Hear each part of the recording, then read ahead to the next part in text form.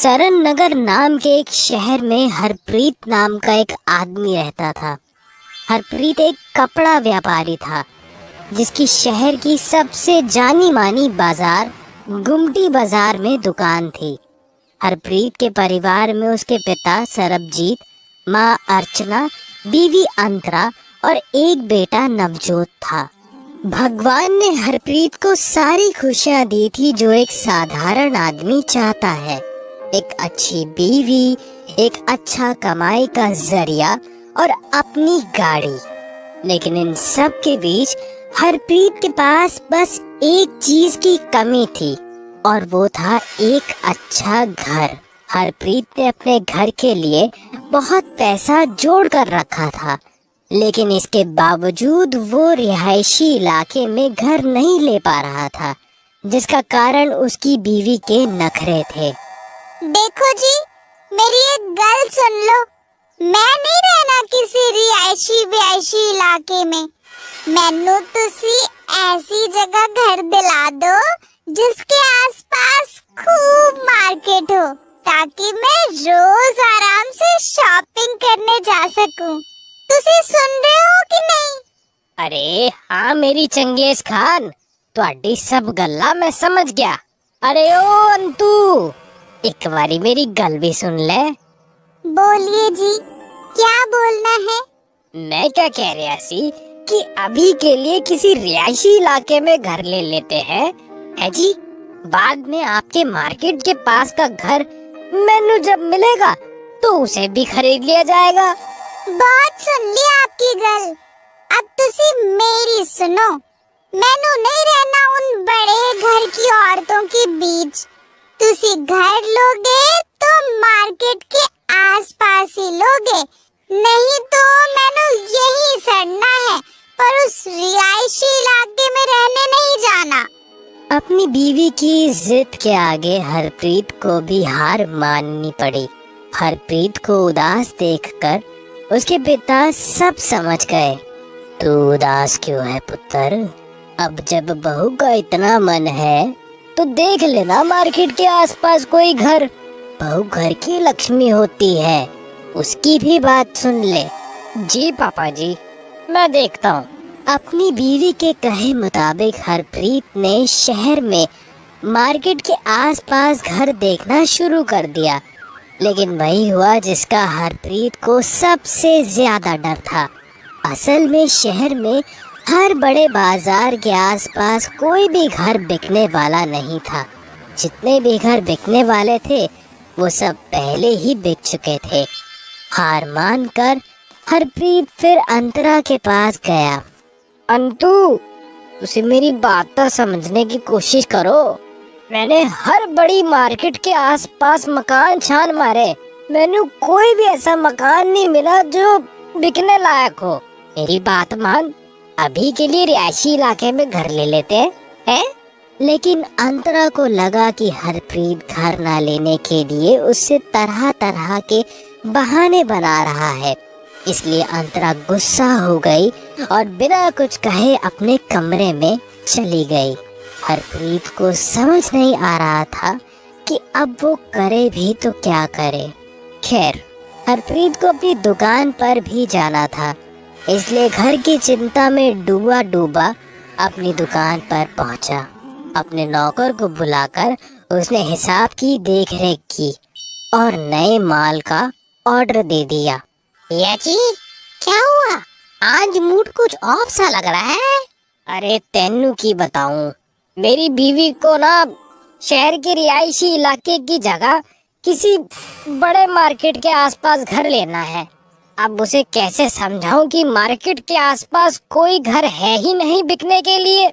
अरे बस भैया जी, इतनी सी बात। अरे इस काम के लिए तो मुझे याद किया होता। अच्छा, तू क्या कोई मकान जेब में लेके घूम रहा है क्या? मैनू ज्ञान दे रहा है। अरे भैया जी, बात तो समझो। मैं एक मकान जानता हूँ जो इस मार्केट के पास भी है और रिहायशी इलाके में मकान की तरह अच्छा भी बना हुआ है। अच्छा, कितने है वो मकान? आइए भैया जी, मुझे मेरे घर के पास ले चलिए, मैं दिखाता हूँ आपको। हरप्रीत उस नौकर को गाड़ी पर बिठाकर अपने घर के पास तक ले गया और फिर अपने नौकर के बताए गए रास्ते पर गाड़ी चलाता रहा। थोड़ी ही देर में हरप्रीत एक बहुत ही बड़े और अच्छे मकान के सामने आकर रुक गया। क्यों, यही है मकान? जी भैया जी, यही है। सरदाना फूड चेन के मालिक का घर था ये, लेकिन उनकी बीवी को किसी रिहायशी इलाके में रहना था, इसलिए इसे डीलर को बेचकर दोनों मियां बीवी दिल्ली रहने चले गए। आप डीलर से बात करके जल्द से जल्द इसे खरीद लो, नहीं तो कोई और खरीद लेगा। हरप्रीत ने बिना देर किए इस मकान की डीलर से उसी दिन बात कर ली और 45 लाख में सौदा पक्का कर लिया।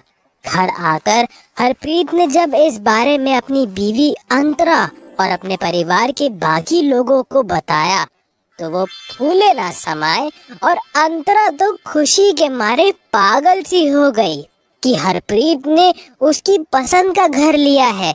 अगले दिन डीलर से चाबी लेकर हरप्रीत उस घर को अंदर से देखने गया। 3 मंजिला उस मकान की एक एक मंजिल को देखते हुए जब हरप्रीत उसकी छत पर पहुंचा तो देखा कि वहां पर एक बरसाती बनी हुई है और उसका दरवाजा अंदर से बंद है।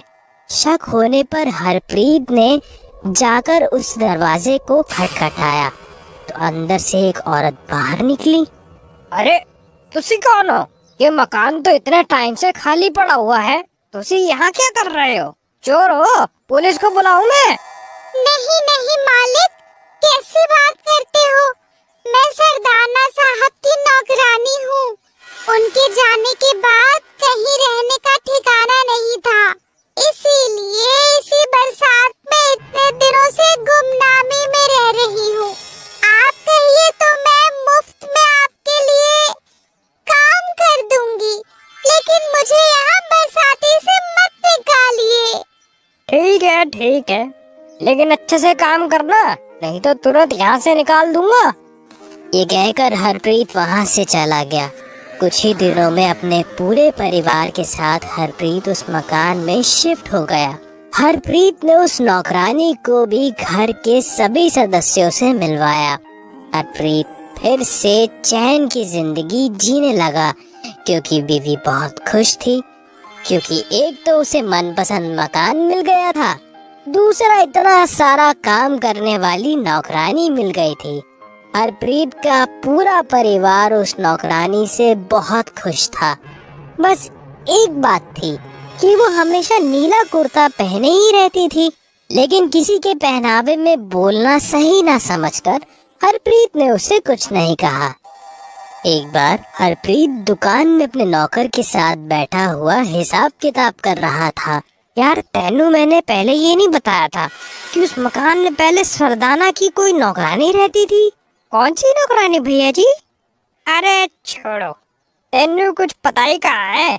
वो चुपके से ऊपर की बरसाती में जो रहती है। लेकिन जो कहो भाई, है बड़ी मेहनती औरत।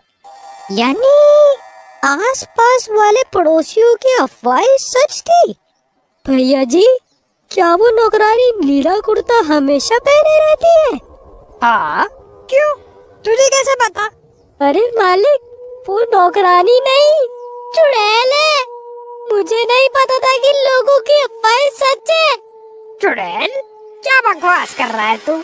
भैया जी, कहते हैं कि सरदाना की एक नौकरानी, जिसका उसने बरसाती में रेप करके उसे उस मकान में ही दफना दिया था, लेकिन मरने के बाद वो चुड़ैल बनकर आई और उसने सरदाना के बेटे को मार दिया, जिसके डर से ही सरदाना यहाँ से भाग गया।